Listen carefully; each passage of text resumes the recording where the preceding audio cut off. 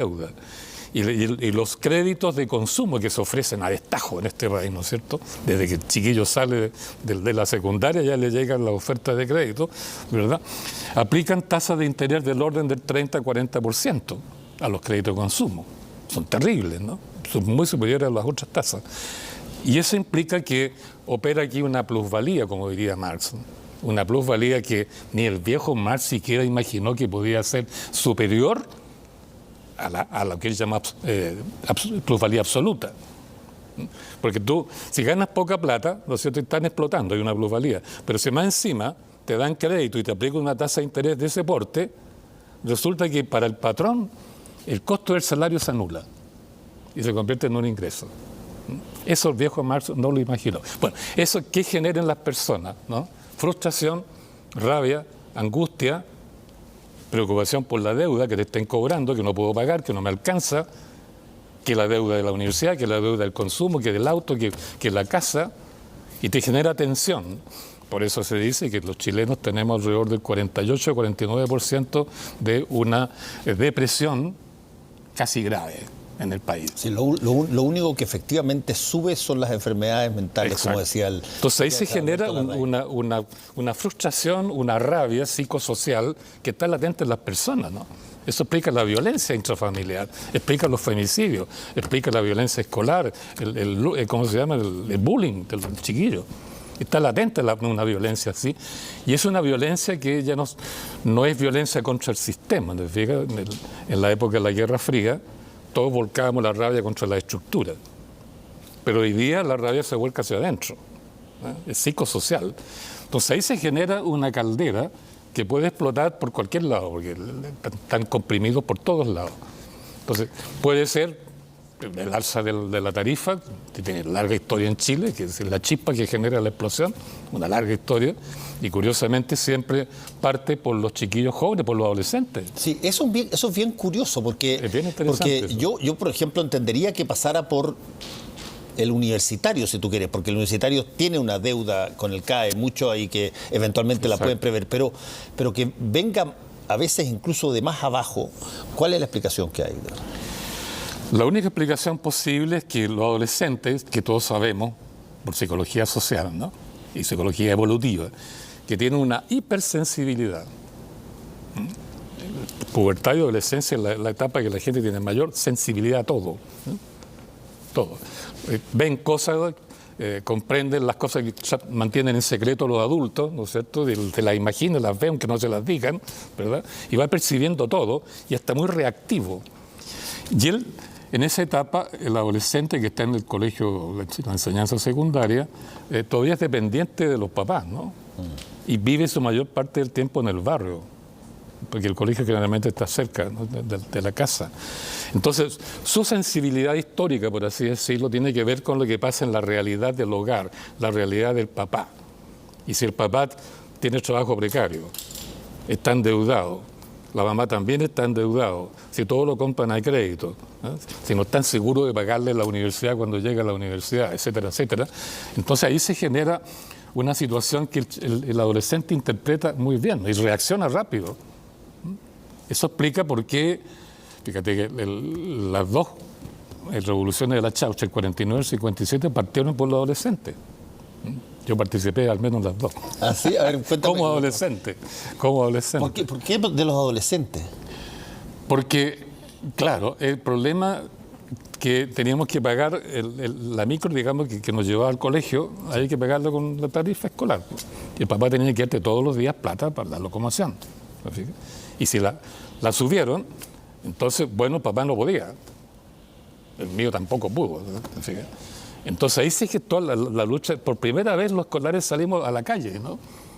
Y por primera vez nos encontramos en la calle con los carabineros, ¿no? Inauguramos, digamos, la lucha callejera en esa oportunidad. Y fue por eso, porque eran, claro, 20 centavos la chaucha, ¿no? Pero afectaba al equilibrio familiar, porque entregarte todos los días. Si mi padre tenía 7 hijos, ¿no? Entonces, te imaginas de pagarle la locomoción a todos. Era un ítem de gasto considerable. Y eso genera, claro, rabia, reacción local, porque el papá se enoja con el hijo con el papá, y comienza un conflicto interno y se transforma, ¿verdad?, en un problema, ya que los cabros captan que no es solo de la casa, sino que es más amplio. Gabriel, hay otra variable que también es interesante discutir, y que tiene que ver con, a ver, qué tanto cuando sale a la calle la gente y mira a su alrededor y se da cuenta que no está solo, sino que hay enorme cantidad de gente, qué tanto empieza a conversar horizontalmente al punto que desaparecen incluso en las marchas, en este caso lo que estamos viendo, las banderas de los partidos, empiezan a haber banderas que, si tú quieres, son más simbólicas de cosas que son de otro tenor, las banderas negra, por ejemplo. La bandera es negra. La bandera negra, la bandera de mapuche. La mapuche. ¿Y qué pasa ahí cuando tú sales a la calle, te encuentras con otras personas que están más o menos en la misma vena, e históricamente, cómo se comporta en ese sentido? Bueno, hay que hacer algunas distinciones históricas, ya hay que entrar un poco más en detalle, ¿no? Porque si hablamos de historia de la ciudadanía, ¿no?, que por lo demás no hay ningún libro sobre la ciudadanía, Derecho Constitucional estudia todos los detalles del Estado, los ministros, los partidos, ¿te fijas? Pero no los artículos que se refieren a la ciudadanía, que son como 6 o 7, ¿no?, frente a 300 que tienen que ver con los otros. No hay estudios sobre la ciudadanía. Bueno, si hacemos la historia de la ciudadanía, hay que distinguir varias etapas en su desarrollo, pero concentremos en los dos últimos periodos, ¿no? El periodo del 36 más o menos hasta el 73, que es el periodo que la ciudadanía fue convertida en un movimiento de masas, masa en la calle, masa en la calle, masa marchando, masa gritando, masa pidiendo, demandando, exigiendo o protestando si no le cumplían con la petición, ¿te fijas? Masa en la calle. Entonces ahí surgió una especie de cultura de masas.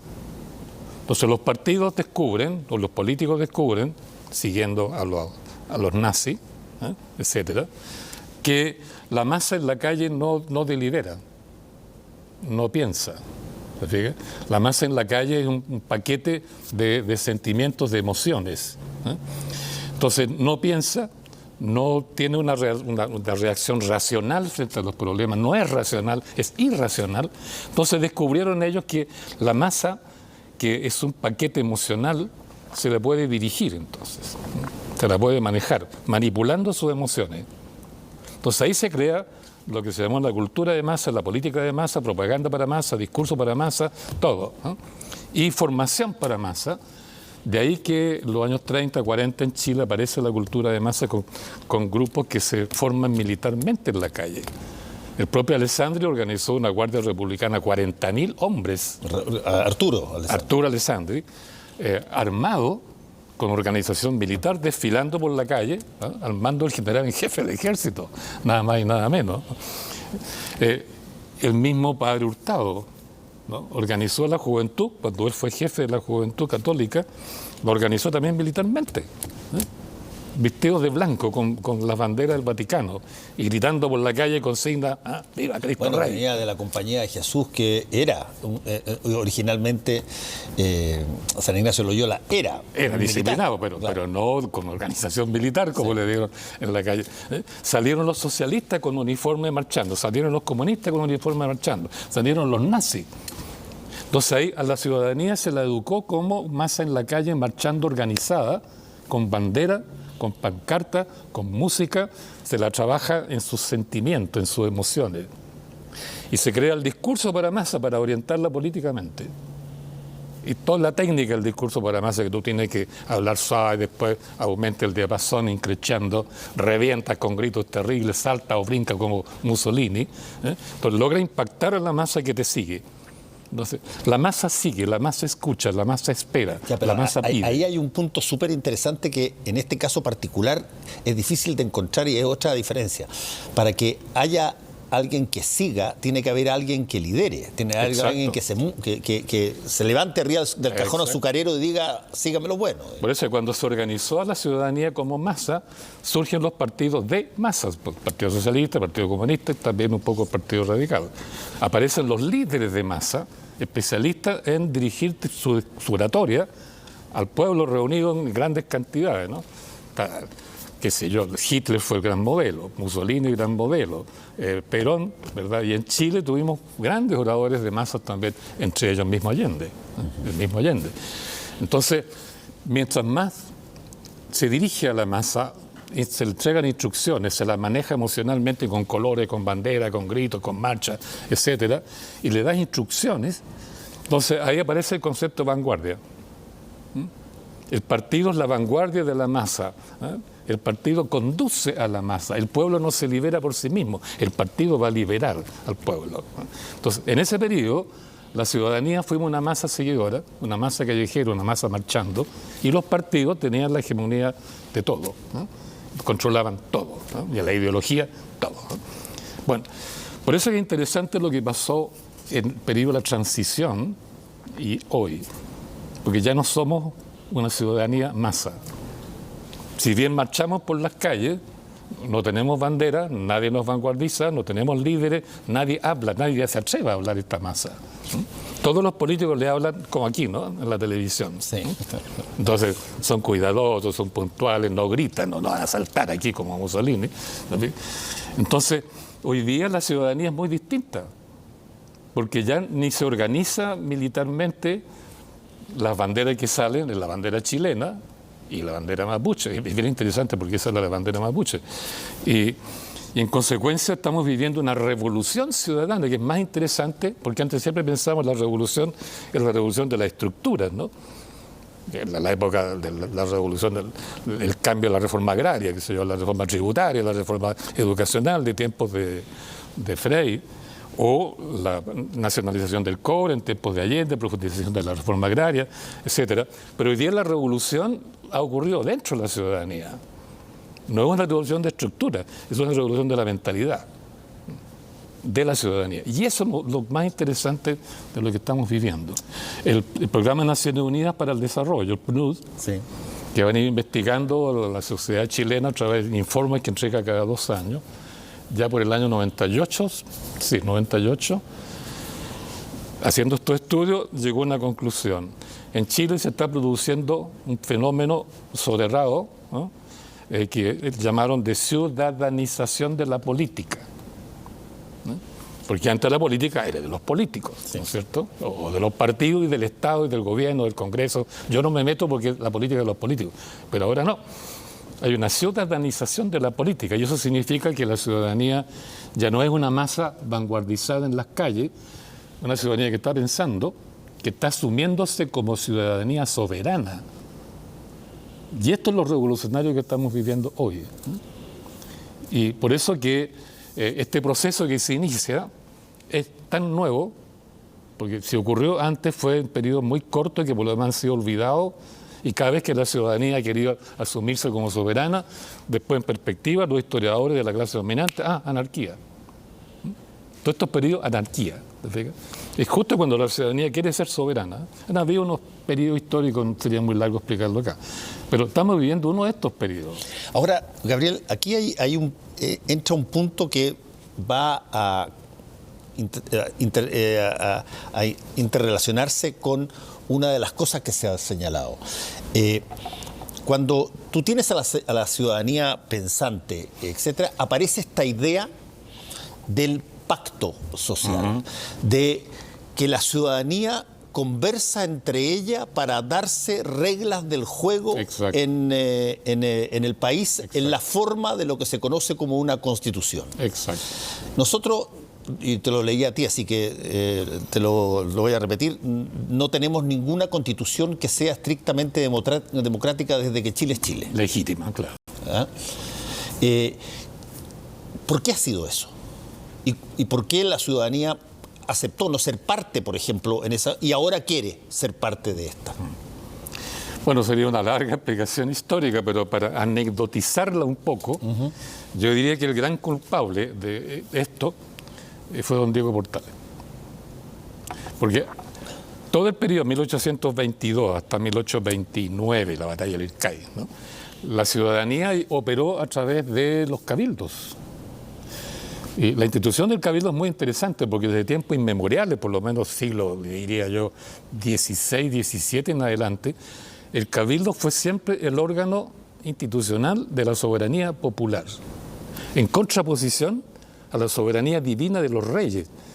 Los estados nacionales lo forman los reyes, y los reyes, para considerarse soberanos frente a los pueblos, agarraron el concepto de Dios. Por eso se asociaron con el papado, con la iglesia, ¿no? Y se formó la alianza papado, iglesia católica, los reyes, ¿verdad?, que comenzaban a sentirse absolutistas, y el gran capital comercial que les permitía expandirse por todo el mundo. Esa triple alianza es la que organizó el Estado Nacional, digamos, por encima de los cabildos. Y por eso que el derecho nacional entró en colisión con el derecho popular, la soberanía popular, y se dio un conflicto largo. Hubieron batallas, ¿no? Desgraciadamente, la batalla que se dio entre los comuneros, que se llamaban, y las tropas del rey absolutista Carlos V, la ganó Carlos V. Desde entonces, el Estado Nacional y el Imperio Español quedó por encima, porque arrancaba de Dios, de los cabildos. Entonces, los cabildos fueron poco a poco aplastados por el sistema centralista de los Borbones, de los reyes españoles. Y en Chile, quienes asumieron toda esta tradición borbónica del poder centralizado y absoluto del rey, fue la oligarquía de Santiago. Y la oligarquía de Santiago, como está en Santiago, y aquí estaban todas las agencias políticas del rey, compraron cargos públicos en la jerarquía del rey, entonces adquirieron la visión del rey para gobernar el país. Entonces, el país es una sola unidad y lo gobernamos desde un centro, Santiago. En cambio, los cabildos, que siguieron subsistiendo, no, pues decían, la soberanía radica en el pueblo se autogobierna y el cabildo es su órgano político de autogobierno, ¿eh? Y el cabildo opera por asamblea popular abierta, por tanto es soberanía, y la soberanía es una voluntad colectiva, ¿eh? Y se produjo el conflicto entre todos los pueblos de Chile, que eran 50, contra Santiago, que era uno. Porque Santiago tenía esta concepción borbónica de poder absoluto centralizado, mientras los pueblos, no, aquí mandamos nosotros en este lugar, ¿no? Y si construimos un Estado, tiene que ser un Estado federado, descentralizado.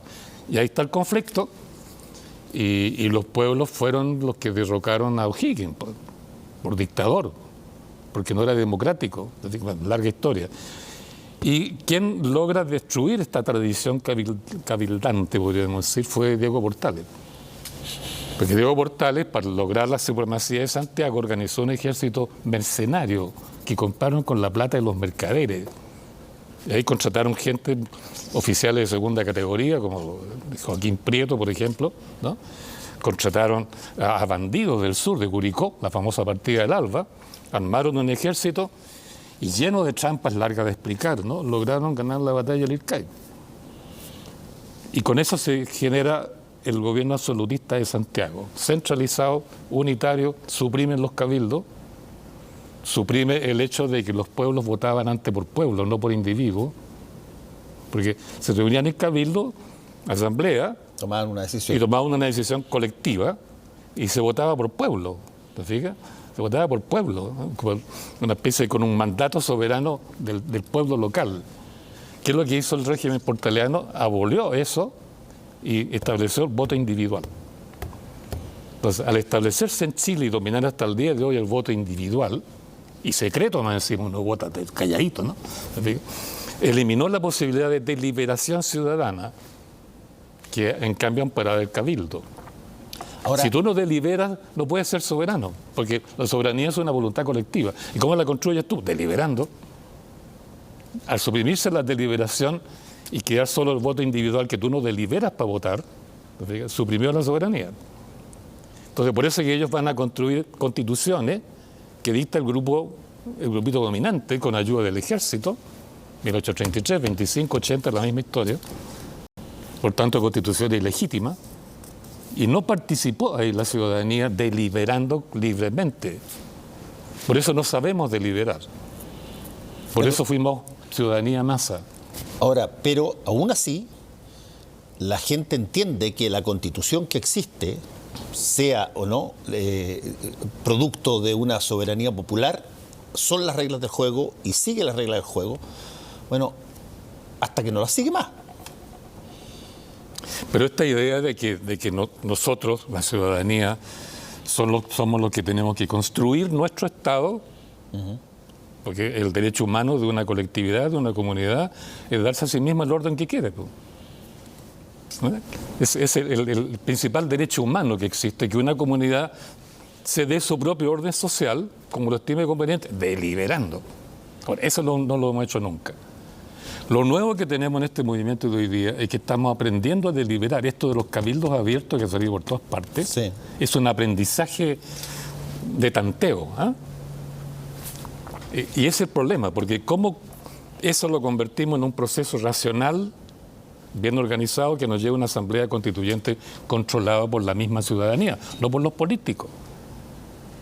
Porque los políticos, cada vez que ha surgido un movimiento ciudadano que quiere cambiar la Constitución, se asocian todos entre ellos, derecha, izquierda, centro, un solo bloque, y se defienden como políticos.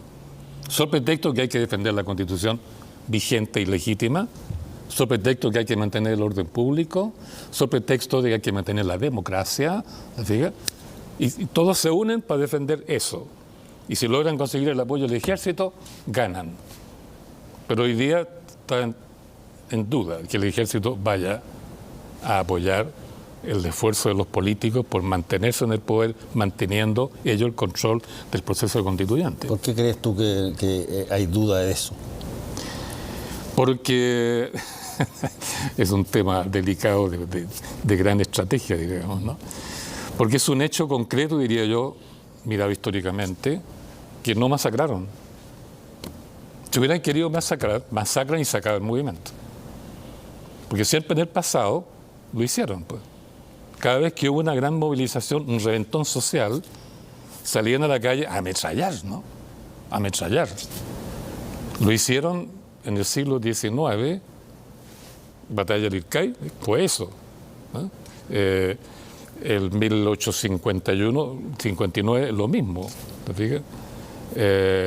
Lo hicieron en 1903, 1905 Santiago, 1906 Antofagasta, 1907 en Iquique, lo hicieron después, claro, en Puerto Natales, en, qué sé yo, en San Gregorio, etcétera, lo hicieron en el 57.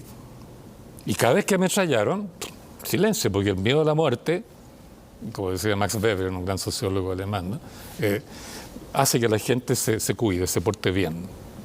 El miedo a la muerte hace que yo no me atreva a decir nada, me porto bien, ando calladito, te fijas, etcétera.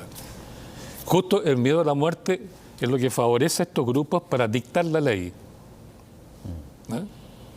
Siempre en el miedo a la muerte se dicta la ley y listo, la ley queda para siempre. Ahora, pero para ponerlo en el contexto actual, tú tienes una serie de cosas que probablemente no existían de la misma forma en esa época. Tú tienes hoy día derechos humanos, tienes el Instituto Nacional de Derechos Humanos, tienes veedores especiales que te están mirando, tienes artefactos que graban cada una de las cosas que ocurren en la calle y que eventualmente pueden llevarte a tener que enfrentar un juicio. O sea, hay un montón de otras cosas que hacen que no sea tan sencillo frenar un alzamiento por la vía de la represión nomás. Sí.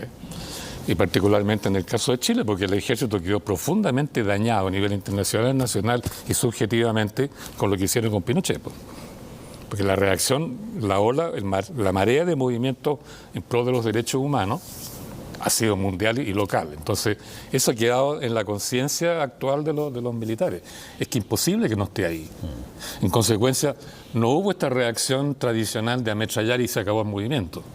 En consecuencia, el movimiento, este obstáculo, hoy día no lo tiene y puede seguir avanzando. Y eso es lo interesante. El problema es que no sabemos cómo avanzar porque no hay experiencia previa. Y no hay ningún derecho constitucional, ninguna cátedra, ni de historia, menos de educación cívica, que nos enseñe a los ciudadanos a organizar asambleas constituyentes para expresar nuestra voluntad soberana. Nadie enseña eso. No hay ni un libro al respecto. Lo que hemos estado haciendo en la historia social, vamos poco a poco avanzando allá, pero cuesta llegar. Déjame terminar porque se me está acabando el tiempo, pero te quiero preguntar sobre, a ver, Dadas las cosas que están ocurriendo, tú tienes efectivamente manifestaciones que salen prácticamente todos los días, se adhieren determinados tipos de intereses y determinados tipos de gremios, desde los camioneros que piden no más TAC hasta, qué sé yo, grupos de viviendas que piden una mayor justicia en términos de sus casas, y por una cantidad de cosas que se han adherido algunos mineros, grupos mineros también, en fin.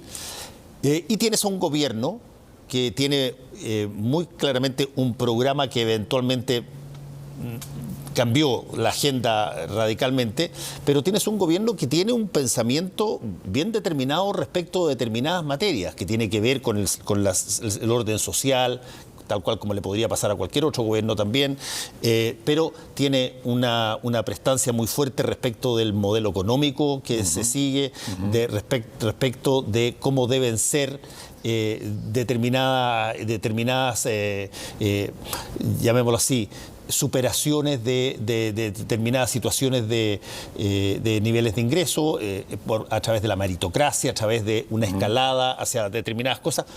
¿Cómo ves que se enfrentan este tipo de cosas en términos de las mentalidades clásicas, digamos? Bueno, si lo miramos en estricta lógica histórica, ¿no? Sin entrar en opiniones ni en conceptos ideológicos, en estricta lógica histórica, cuando un gobierno o un régimen llega a tener una tasa de desafección ciudadana, de rechazo ciudadano, del orden del 90%, estamos ante una crisis de representatividad profunda, pero profunda, ¿no? Si le agrega a eso que un régimen que tiene un 90% de rechazo ciudadano, como lo tiene Chile, numerosas encuestas lo han probado, le agrega a eso la crisis de legitimidad por su origen, un terrible golpe de Estado con violación de derechos humanos. Tienes, por tanto, ahí un régimen que está, si lo empleamos un término médico, agónico. Cuando eso ocurre en la historia y la ciudadanía está presionando en contra, la ciudadanía tiende a autorrepresentarse, porque ya no la están representando. Se autorrepresenta y se organiza, por tanto, como una ciudadanía que asume la soberanía como un poder propio, no como un derecho, un poder propio. Y eso es lo que está ocurriendo. ¿Cómo se aparece el contrapoder? Estamos en una dualidad de poder, ¿no? Aparece la dualidad de poder que dicen los teóricos. Por eso es que aparece la mesa de unidad social, ¿no? Todos los gremios. La ciudadanía se organiza así, pues, ¿te fijas? Entonces, en este momento, la mesa de unidad social es un contrapoder frente a un régimen que no tiene ya nivel de representatividad. ¿Y qué pasa con los partidos?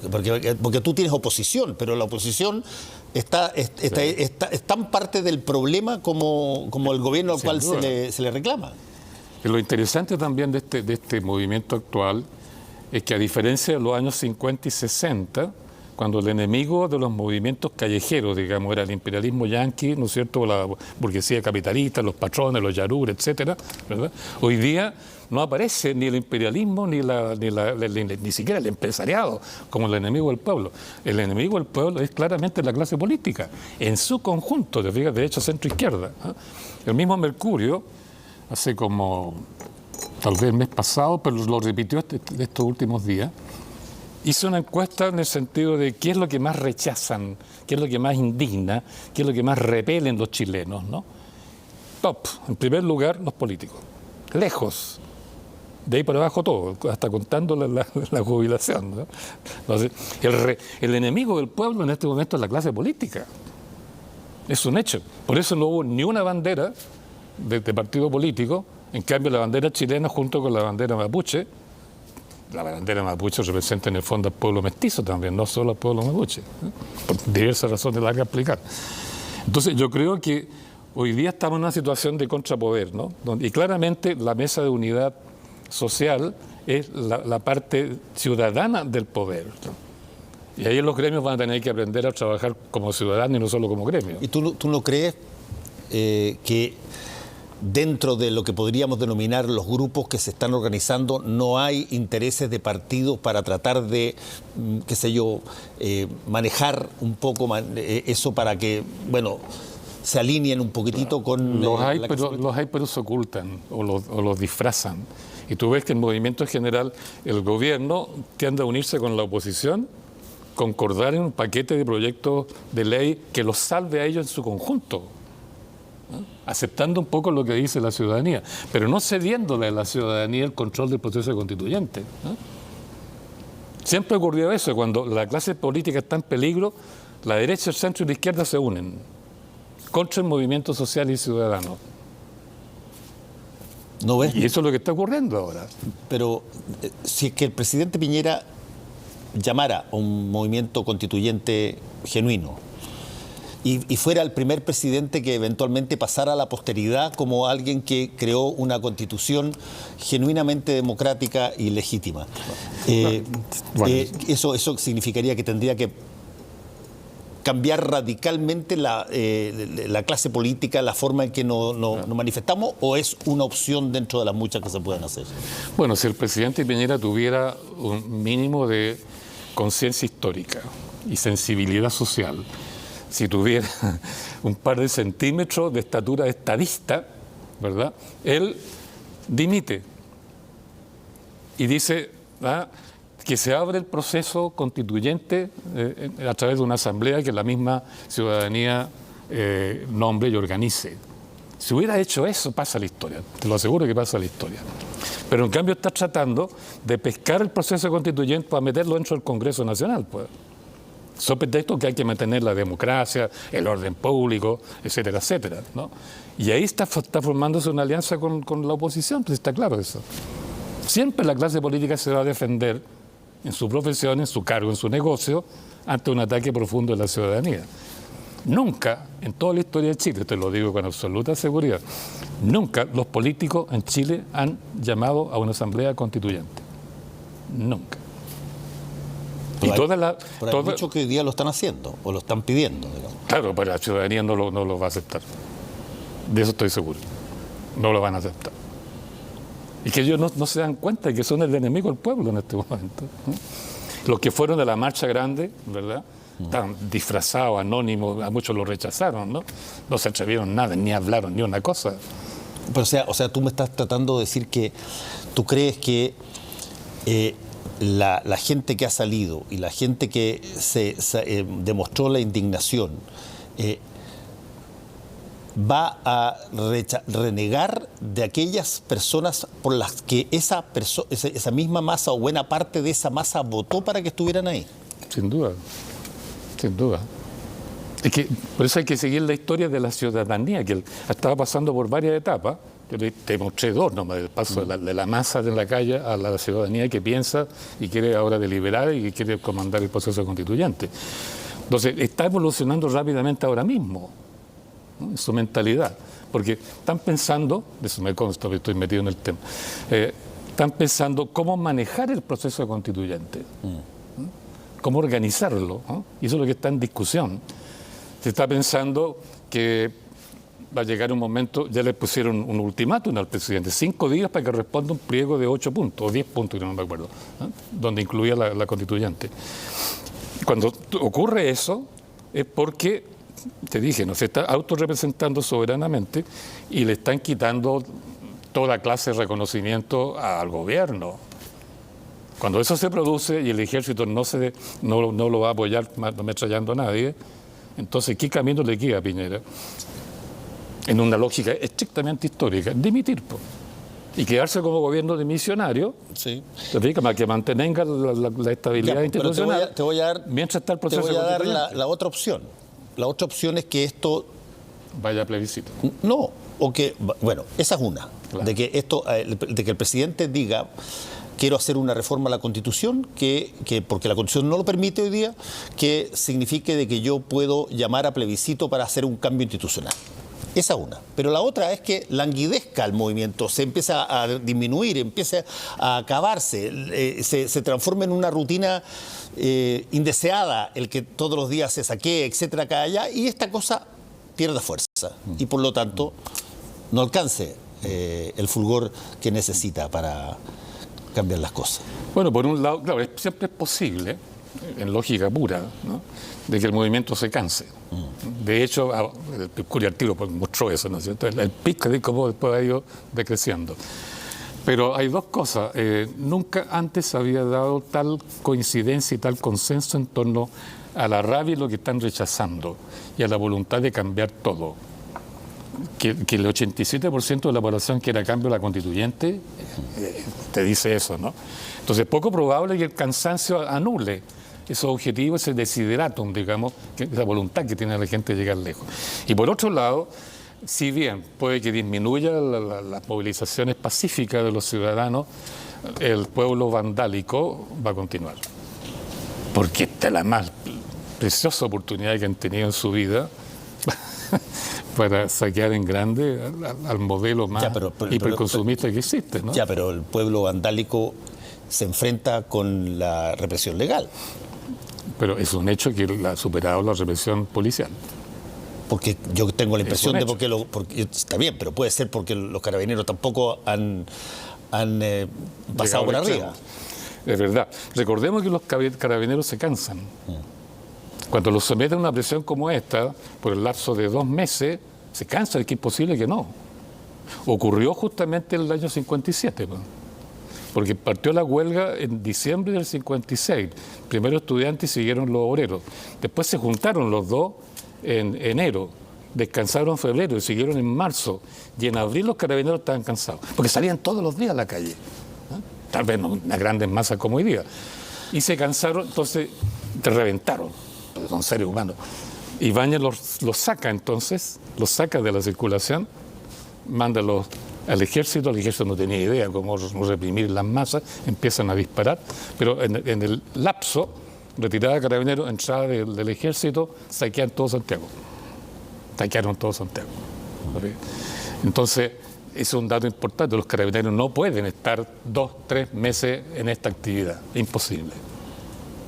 Y si lo hicieran tendrían que drogarse, como los nazis. ¿Y tú crees que la ciudadanía puede aguantar 2-3 meses en esta situación si también tiene número infinito? Sí, pero son millones, pues, maestro. Sí, pero no todos los millones están dispuestos a salir a saquear. Muchos millones están dispuestos a salir a manifestarse pacíficamente. Sí. Te concedo no punto, salir a saquear. Porque por cansancio la cosa se diluye. Pero algunos vamos a continuar por ahí transmitiendo de todas maneras. Gabriel, muchas gracias por haber estado con nosotros hoy día. Gracias por la conversa. Volvemos en un ratito.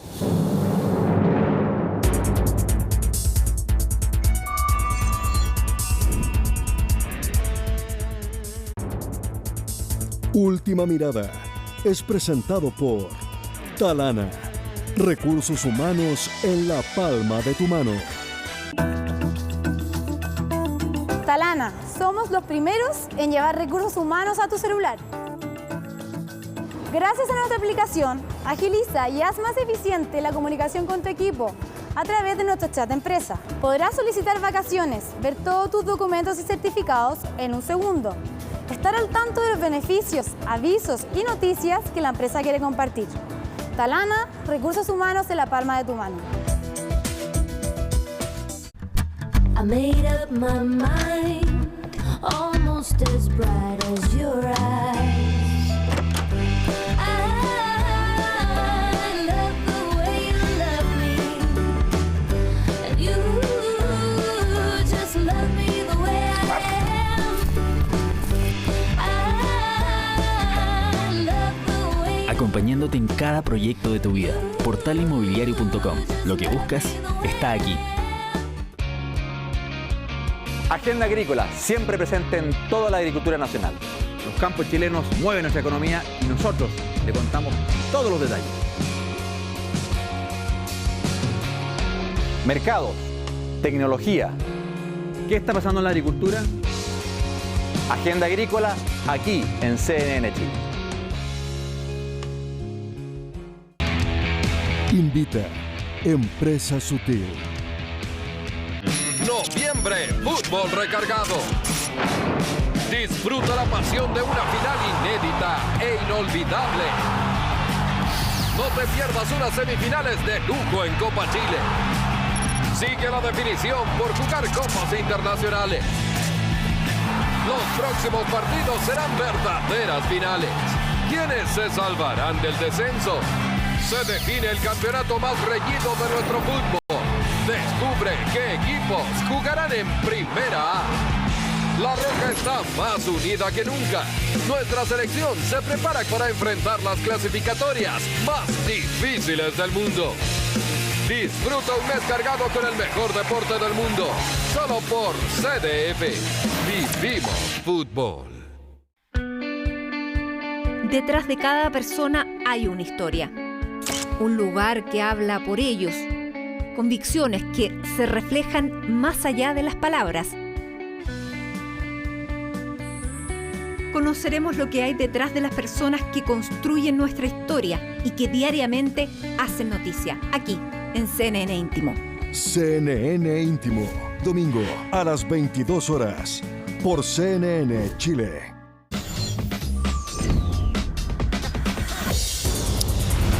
Macron en China. Ayer estábamos hablando de la relación que se puede armar entre Argentina y México, que es un poco una relación inédita porque siempre ha sido más bien Argentina con Brasil, todos pololean a Brasil, el país más grande, en fin. Y ahora se está posibilitando esto de que Macron, Francia, tenga una relación de primos interpares ahí con China, basadas, entre otras cosas, en el Acuerdo de París y una serie de cosas que eventualmente Macron quiere coproducir con los chinos. Bueno, nada mejor para una alianza o para un acercamiento que tener un adversario. Y el adversario, Macron lo dejó súper claro en Beijing, es Estados Unidos, con el cual tiene una serie de diferencias y comparte afinidades muy profundas con China. Una, por supuesto, Macron es el gran defensor de los acuerdos climáticos de París del 2015, en que, digamos, los países se comprometen, pero no siempre cumplen bien poco, pero por lo menos se comprometían a reducir las emisiones de distintos gases de efecto invernadero. Estados Unidos esta semana se retira definitivamente de los acuerdos o notifica, tiene un año todavía en que es parte de los acuerdos, pero ya notificó que se retira. Uno. Dos, tienen grandes diferencias sobre el tema de Irán. Francia respeta los acuerdos nucleares que se adoptaron con Irán y Estados Unidos ha renunciado a ello y, por supuesto, Francia y China están totalmente contra el unilateralismo de Trump, todo lo que es la política proteccionista, los aranceles. Entonces tienen 3 puntos bastante gruesos de la agenda internacional en que coinciden. Y esto se da, fíjate, en una semana muy clave en que ha salido un informe, pero muy relevante, de 11.000 científicos sobre el tema de la crisis climática, como la llaman ellos, ya no es cambio climático, crisis climática. Y bueno, esto tiene además una perspectiva estratégica muy importante, porque como lo han venido planteando los verdes en varios países, cambiar, enfrentar la crisis climática no es solamente un problema de políticas generales, sino que es un cambio en estilo de vida. Es decir, hay que producir, hay que hacer las cosas de manera distinta. Y una de las cosas importantes, por ejemplo, es la electromovilidad. Bueno, China está avanzadísima en electromovilidad. Es decir, si tú vas a Beijing, es un peligro andar porque está lleno de motos eléctricas y las motos eléctricas no hacen ruido. Entonces, zup, zup, pasan por todos lados. Fíjate, China tiene 400.000 buses eléctricos. 400.000. Es decir, ellos han ido y con eso han reducido en forma muy importante las emisiones. No, todavía tienen problemas porque todavía usan mucho carbón y en definitiva lo que importa no es si el bus es eléctrico o diésel, sino que con qué produces tú la electricidad. Y si la producen con carbón, todavía tienes un problema. Pero han avanzado mucho. Los chinos hoy día son los campeones mundiales de los paneles fotovoltaicos para producir electricidad en los hogares en distintas situaciones. Por lo tanto, China está muy avanzada y Francia tiene mucho interés en entrar en ese mercado, la industria automotriz francesa, y se puede dar allí una cooperación. Y cuando digo Francia, y fue una visita a Macron y es Francia la que firma acuerdo, pero Macron está hablando de una alianza europea, es la Unión Europea. Hoy día Macron es el líder indiscutido de la Unión Europea, porque la señora Merkel ya está de salida, bueno, Gran Bretaña, sin hablar, y por lo tanto Macron aparece como la figura más potente hoy día en Europa para representar a la Unión Europea.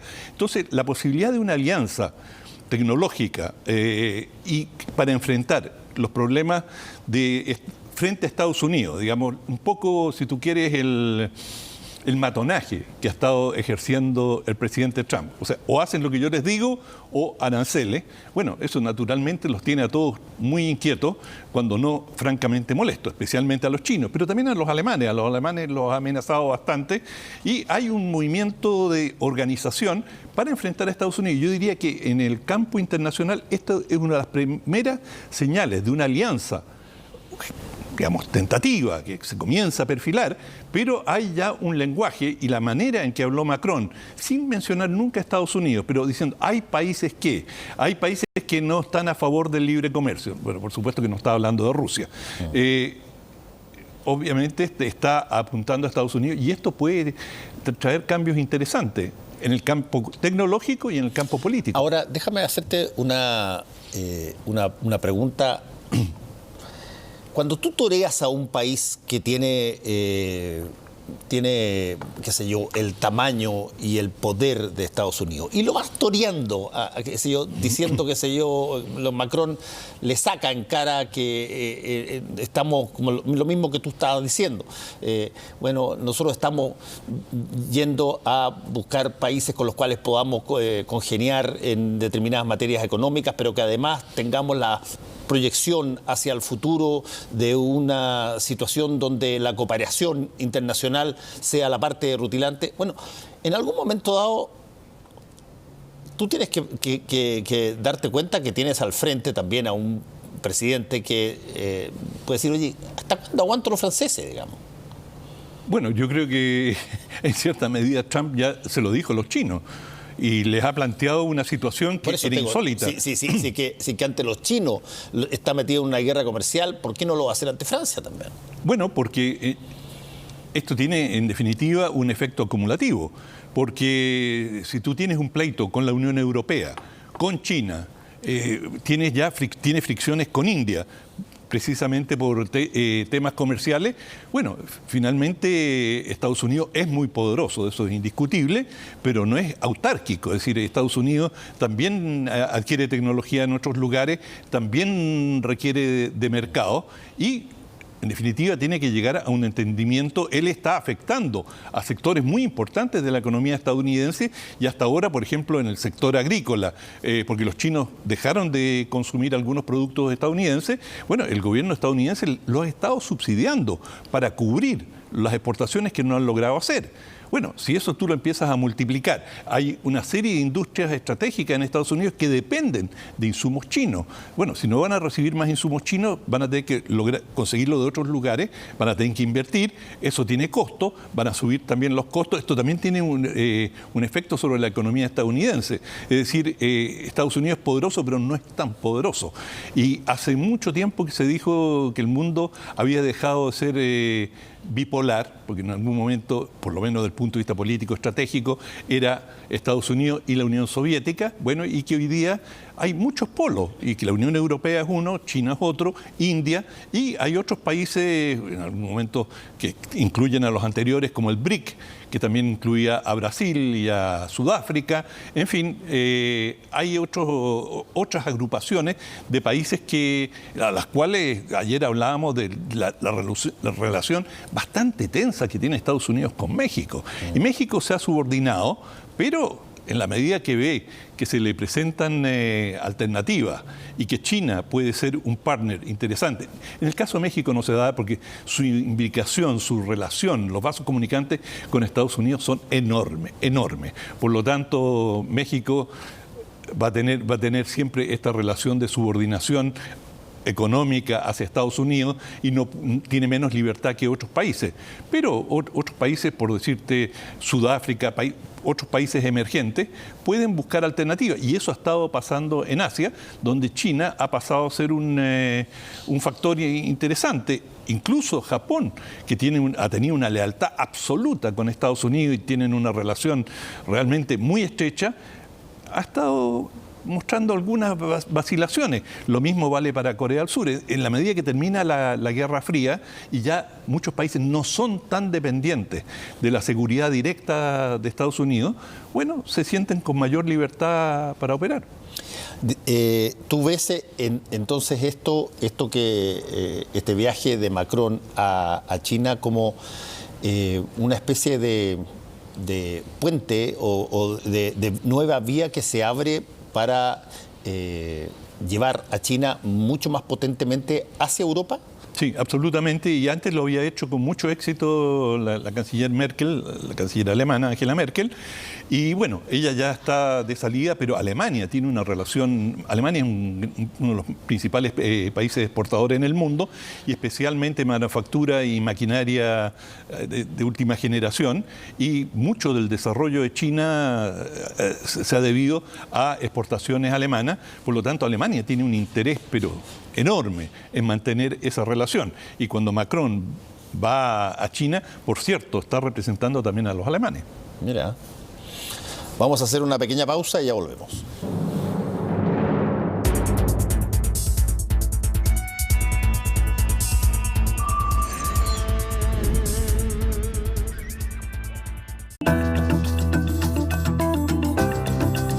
Talana, somos los primeros en llevar recursos humanos a tu celular. Con nuestras soluciones de firma digital, manejo de documentos electrónicos y solicitud de permisos, vacaciones y horas extra, podrás reducir hasta en un 30% los costos de tu empresa y contar con la mejor información directamente en tu celular. Talana, recursos humanos en la palma de tu mano. Chile es el segundo país que más come pan en el mundo y todo ese pan quiere jamón de pollo. Pan con pollo. Jamón de pollo. Pan con pollo. Jamón de pollo. Disfruta nuevas preparaciones con los jamones y pechugas de Super Pollo. Drake estudia español. Shawn Mendes toma clases de salsa. Katy Perry tramita la ciudadanía colombiana. Llega la noche en la que todos quieren ser latinos. El premio de los latinos que suenan en el mundo.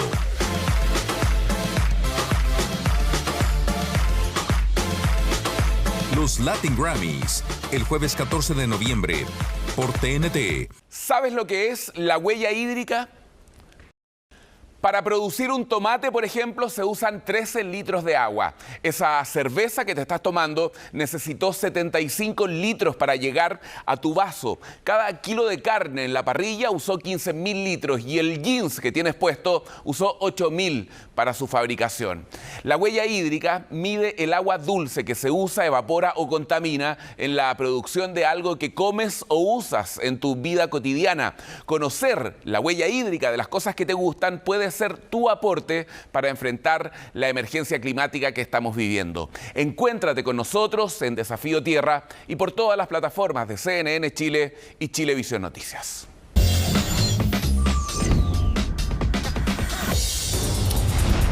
Nos pasamos un poquitito hoy día, así es que no vamos a tenerle el sobre las palabras. Gracias, Raúl. Y les quiero contar, mañana vamos a tener invitada, porque nos ha aceptado venir, a la nueva ministra de la Secretaría General de Gobierno, la ministra vocero, Carla Rubilar.